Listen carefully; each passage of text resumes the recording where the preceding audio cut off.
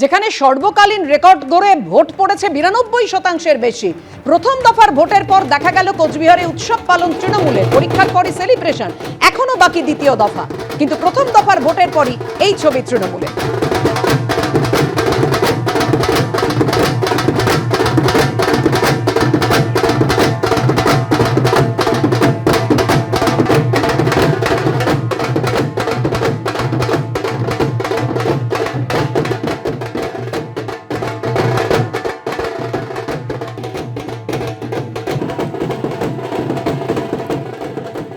এটা আমাদের যে পার্সেন্টেজ অফ পোলিং বেড়েছে তাতে এসআইআরে যে নাম কাটা গিয়েছিল, নির্বাচন কমিশন যে নাম কেটে নির্বাচন করতে এসেছিল সেইটার যে একটা সংকট তৈরি হয়েছিল, সেটা বাড়তি ভোটিংটা, বাড়তি পার্সেন্টেজ অফ পোলিংটা সেটা সেই সংকট কাটিয়ে দিয়েছে।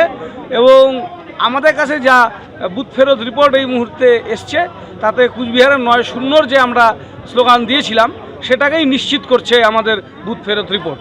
তাই তাতে আমরা মামাটি মানুষের চতুর্থবারের সরকারের প্রথম খাতা কুচবিহার থেকে খুলে দিলাম। এসআইআর এর পর প্রথম দফায় ভোট পড়ল রেকর্ড 92%-এরও বেশি।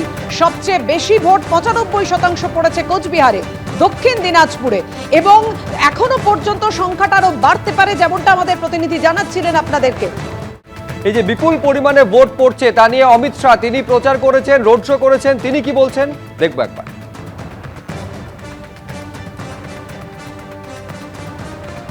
अमित जी, आज तो ये पहला सवाल होना चाहिए कि ये तो देश में एक रिकॉर्ड बन गया 90% पोल का। अच्छी बात है। पहले मतदाता सूची गलत थी, बहुत गलत नाम जुड़े हुए थे। गलत नाम निकल जाने के बाद सच्चे मतदाताओं ने भय विहीन मतदान किया है। पहले चरण में ममता के गुंडे हिंसा भी नहीं कर पाए। और दूसरा सवाल ये है कि इस बार चुनाव में तृणमूल के द्वारा एक स्लोगन दिया गया कि जीतेगा बांग्ला, मतलब उनका कहना है बीजेपी हिंदी भाषी का पार्टी है और जीतेगा तो हमला हो जाएगा, इसलिए जीतेगा नहीं। हमारा स्लोगन है जीतेगा बांग्ला। ये भारतीय जनता पार्टी का स्लोगन है। यहाँ हिंसा की राजनीति समाप्त होगी, फिर से कल्चर डेवलप होगा, फिर से इंडस्ट्री आएगी, फिर से रोजगार आएगा, फिर से बांग्ला समृद्ध होगा। जीतेगा बांग्ला। मेरा आखिरी सवाल यह है, महिला के लिए आपने जो वादा किया 3000 रुपया देंगे, लेकिन खुद ममता बनर्जी ये कह रही है कि वो वादा तो करते हैं, निभाते नहीं, जो एग्जिस्टिंग है वो भी बंद हो जाएगा।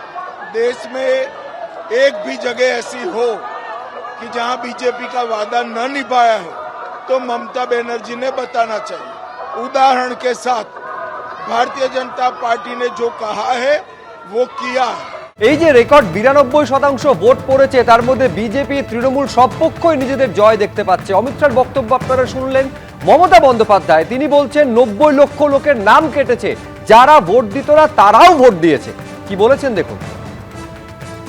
নাম কেটেছে, তা সত্ত্বেও দেখো যারা ভোট দিত না তারা আজকে ভোট দিতে রাস্তায় নেমেছে, আর ওই ভোটে আমরাই জিতবো, অন্য কেউ নয়। বললে চালাকি, দেখবে ভেলকি। অর্থাৎ প্রথম দফায় ভোটের হার নিয়ে, এই রেকর্ড সংখ্যক ভোট পড়া নিয়ে দাবি পাল্টা দাবি। কিন্তু এই রেকর্ড সংখ্যক ভোটদানের সম্ভাব্য কারণগুলো কি কি, কথা বলবো। আমাদের সঙ্গে রয়েছেন আমাদের প্রতিনিধি অতনু হালদার। অতনু, দেখো, রেকর্ড সংখ্যক আমি তোমাকে বলছি যে গত লোকসভা নির্বাচনে 2024 সালে এখানে আমাদের রাজ্যে ভোট পড়েছিল প্রায় 80%, আর আজকে তার 2 বছরের মধ্যে বিধানসভা নির্বাচনে তার প্রথম দফায় ভোট পড়ছে 92%, মানে 12%। শেষ লোকসভা ভোটের তুলনায় তুমি যদি দেখো তাহলে 12% ভোট বেশি পড়ছে। এবং তুমি যদি, আমি যেটা বলছিলাম আগেও, যে 2011-র তুলনাতেও যদি দেখো যে যখন 85% মতো ভোট পড়েছিল, এবারে দেখা যাচ্ছে তার থেকে 8% বা 7% মতো বেশি ভোট পড়ছে। আবার অন্যান্য বারের লোকসভা বিধানসভার তুলনাতে দেখলে পরেও প্রায় 10% মোটামুটি গড়ে এবার বেশি ভোট পড়েছে প্রথম দফার নির্বাচন। এখন কারণটা কি? হঠাৎ করে এই বিপুল পরিমাণ ভোট বেড়ে গেল কি করে? বেড়ে গেল মানে শতাংশের হিসাবে কি করে বেড়ে গেল? যেটা অনেকেই মনে করছেন সেটা হচ্ছে যে এসআইআর পর্বে প্রচুর ভুয়ো ভোটার, মৃত ভোটারের নাম বাদ গেছে। সব মিলিয়ে 90 লক্ষ যে লোকের নাম বাদ গেছে, এর মধ্যে মৃত ভোটার, ভুয়ো ভোটার অনেক ছিলেন। ফলে এই যে ভোটারের নাম বাদ গেছে, এর ফলে যেটা হয়েছে শতাংশের হিসাবে ভোটদানটা বেড়ে গেছে। তার কারণ এই ভোটার লিস্ট থেকে একটা বড় অংশ মৃত ভোটার এবং ভুয়ো ভোটারদের নাম বাদ যাওয়ায় সেইখানে শতাংশের হিসাবে ভোটদানটা বেড়ে গেছে। এটা এক। দুই হচ্ছে এসআইআর পর্বের পর মানুষের মধ্যে ভোটদান নিয়ে একটা অন্যরকম আগ্রহ তৈরি হয়েছে, ফলে দলে দলে তারা বুথে ভিড় জমিয়েছেন। দ্বিতীয়ত হচ্ছে এসআইআর পর্বের পর মানুষের মধ্যে একটা উদ্বেগও কাজ করেছে, ফলে ভিন রাজ্য থেকে পরিযায়ী শ্রমিকরা থেকে আরম্ভ করে যারা বাইরে ছিলেন বা যারা সচরাচর ভোট দিতে যেতেন না, তারাও এবারে গিয়ে বুথে ভিড় জমিয়েছেন। এবং সবথেকে বড় কারণ যেটা, সেটা হচ্ছে ভোট হয়েছে শান্তিতে।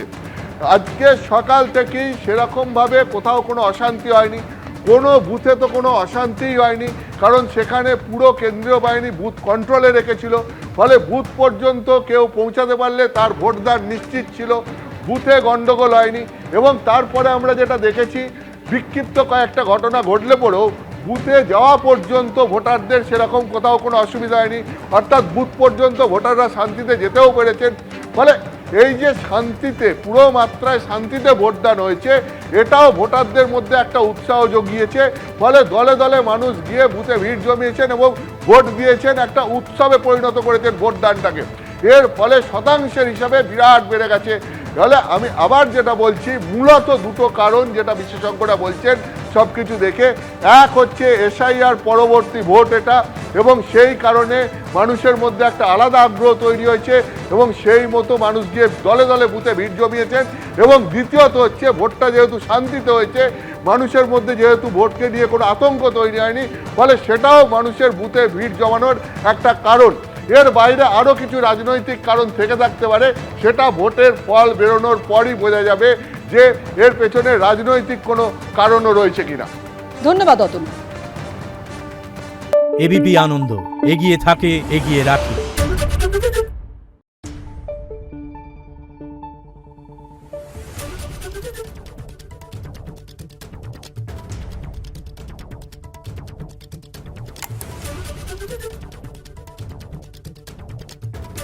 Thank you.